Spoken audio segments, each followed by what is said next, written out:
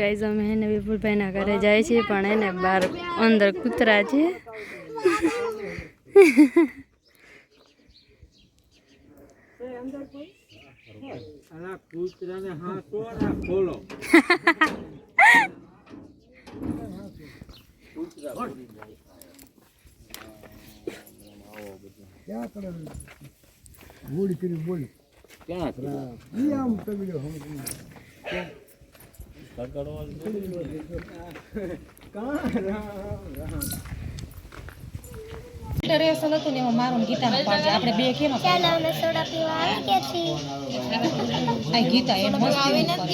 Hello guys અમે છે ને ધૂંધળાનાથ મંદિરે પહોંચી ગયા છીએ.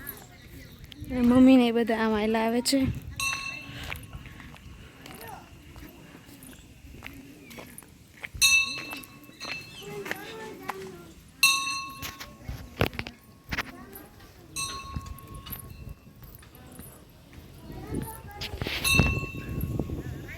જો ગાઈસ આ મંદિર છે. ફોટો ખીચી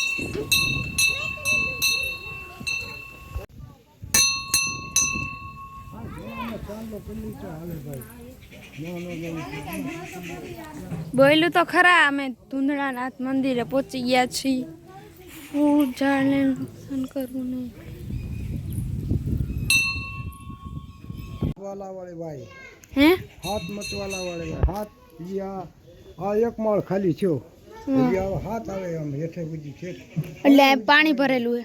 હવે ઠેઠ ઉલા પણ સુધી ન્યા સુધી જાય. હાથ માળ હે આના 7 माड़. हला एक फोटो खींचेंगे.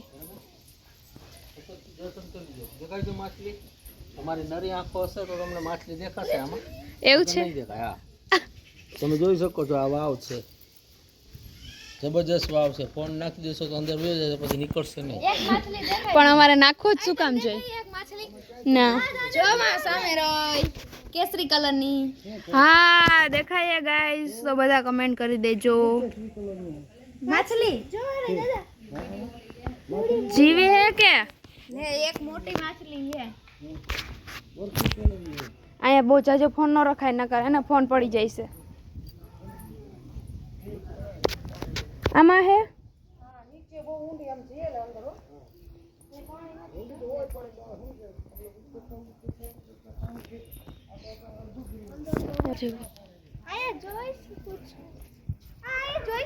હે પણ ફોન બહુ ન રખાય માના જેવાને બીક લાગે.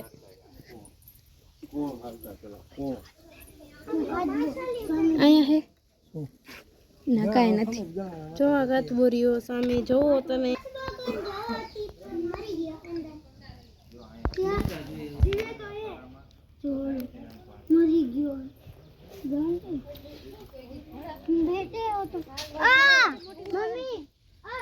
મીરા કેવું લાગ્યું માછલી જોઈને? માં હતી જોઈ નહીં? અમે તો જોઈ બધાએ. મોટી હતી આવડી મોટી. ના હવે થોડીક વાર ટાઈમ પ્લીઝ. હવે મમ્મીને ફોટો પાડો. હેલો ગાઈસ જો આ બધા માછલા ગોતે. વરસાદ દીદી લાલુ પડી ન જતી. એ વરસાદ દીદી માછલા દેખાણા. હાલો ગાઈસ આપણે જોવા જોઈએ. બધા વાવમાં ઉતરે છે. એક શું કરવું હે તારે? હાલો ગાઈસ અહીં ઉપર લગી પાણી ભરેલું છે. દેખાય માછલા? ઓ હે કેટલા બધા હે આમ જો.